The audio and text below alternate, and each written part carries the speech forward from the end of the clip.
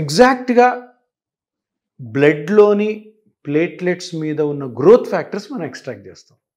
బ్లడ్లో అన్ని parts waste. బ్లడ్లో ఏమేమి ఉంటాయి? RBC, WBC, plasma. మనకేం కావాలి? ఆర్బీసీ వద్దు, డబ్ల్యూబీసీ వద్దు, ప్లాస్మా కూడా మొత్తం వద్దు. ప్లాస్మాలో గ్రోత్ ఫ్యాక్టర్స్ కావాలి.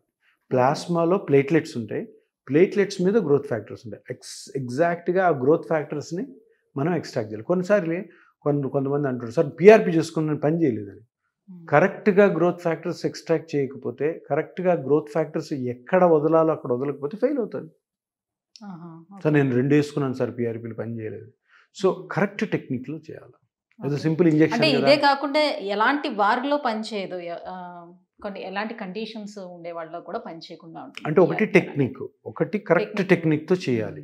చేస్తే కరెక్ట్గా స్కానింగ్ చేసుకొని ఏ పార్ట్ డ్యామేజ్ అయిందో ఆ డ్యామేజ్ని కనుక్కొని దాని మెజర్మెంట్స్ తీసుకొని అది పేషెంట్కి ఎక్స్ప్లెయిన్ చేసి కరెక్ట్ టెక్నిక్తో మనం పీఆర్పీని ఎక్స్ట్రాక్ట్ చేసి అక్కడ ఇంజెక్ట్ చేస్తే అవుతుంది. ఇది ఒకటి.